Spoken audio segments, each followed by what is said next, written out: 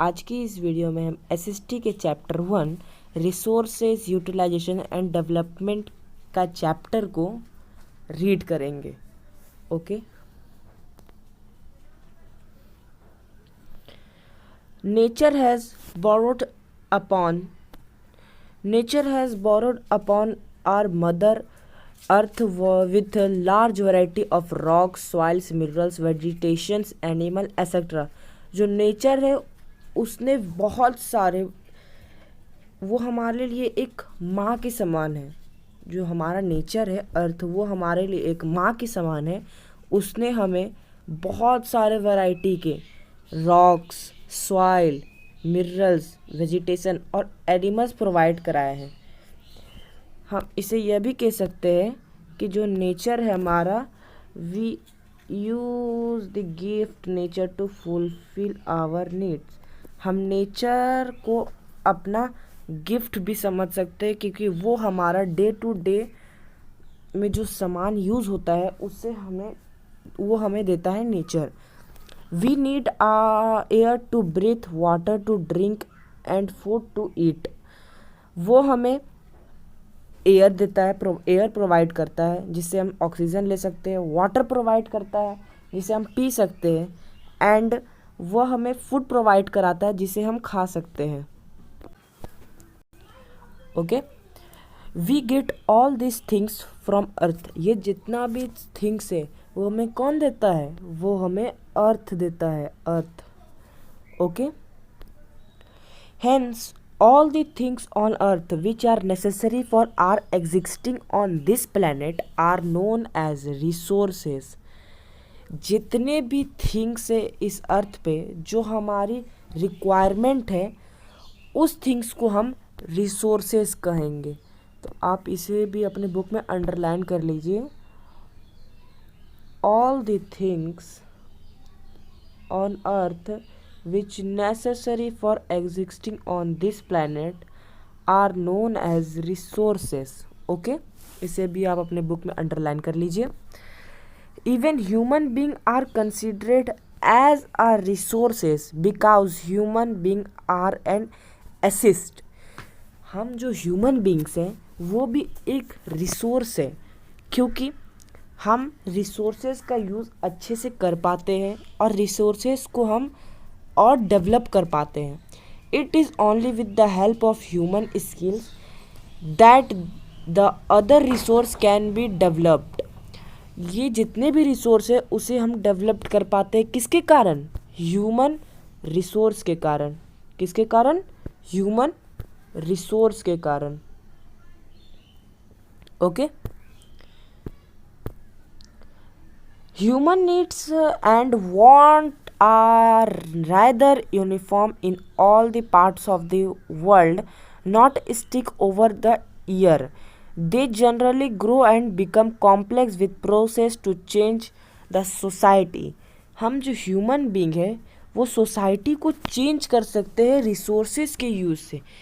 In ancient times image was the mainly given on satisfying the basic need such as food, cloth and shelter, which was derived by natural environment। जो हमारे पहले के future में इन Asian times hemisphere was the mainly given on satisfying the basic needs such as food, cloth, shelter and drives to natural environment. इसे भी आप underline कर लीजिए। Even today the pygmies of Africa eat edible plants, roots, flower, fruits and hunt animals in advance society. Greater emphasis is laid on the utilization of resources for satisfying the material needs of a human being। Okay, utilization and value of resources vary from time to time and place to place। जो हमारा utilisation है वो time to time और place to place change होते रहता है। Okay, in early human civilisation, जो early human civilisation था उसमें flowed only river valley used for irrigation.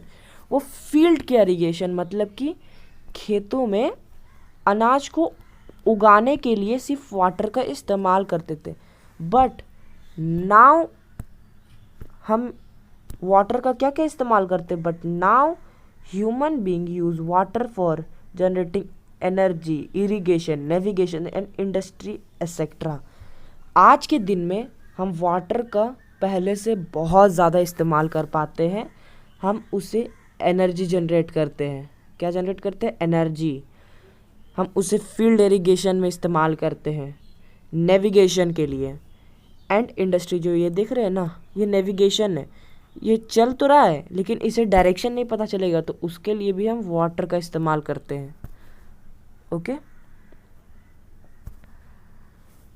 Resources become enable when they are processed. For example, cotton is converted into yarn. Resource become usable when they are processed. Resources तब इस्तेमाल में आ सकता है जब हम उसे प्रोसेस्ड करें, मतलब उसे हम और अच्छा बनाएं। For example, cotton is converted into yarn. On further processing it converting into fibre. सबसे पहले हम उसे यार्न में कन्वर्ट करते हैं, उसके बाद हम कॉटन को फाइबर में कन्वर्ट करते हैं, देन फाइनली इनटू गारमेंट्स। हम उसे उसके बाद गारमेंट्स में कन्वर्ट करते हैं। Okay. Thus, at various stage, value addition is possible by applying skills and technology.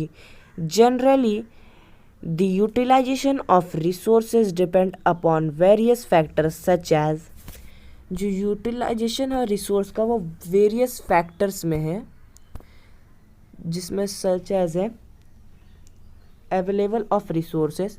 Resource नहीं होगा तो हम फिर उसे सामान कैसे बनाएंगे? Skill of human being. जब ह्यूमन बीइंग के पास स्किल ही नहीं है तो हम उसे कन्वर्ट कैसे करेंगे? Available of capital.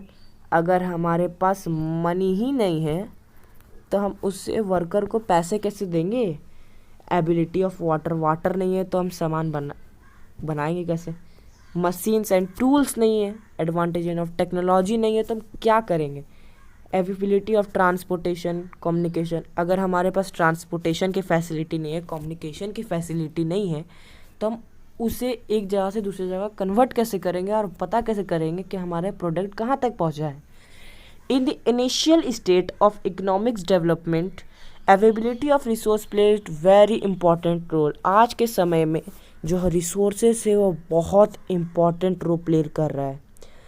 With the advancement of technology, availability of capital and skilled labor become a netherist for utilization of resources. तो आज के समय में technology, ability and capital and skill labour become the utilisation, वो सबसे बड़ा utilisation. In USA it termed as a developed country. जो USA है वो एक डेवलप्ड कंट्री कहा। यूएसए एक डेवलप्ड कंट्री क्यों कहा जाता है? क्योंकि उसके यूएसए के पास क्या है? यूएसए के पास स्किल वर्कर्स है, एबिलिटी रिसोर्स उसके पास ज़्यादा है, कैपिटल है उसके पास, मशीन है, ट्रांसपोर्टेशन है उसके पास ज़्यादा है, इसलिए वह एक क्या कहलाता है? डेवलप्ड कंट्री कहलाता है। क्या कहलाता है? Developed country.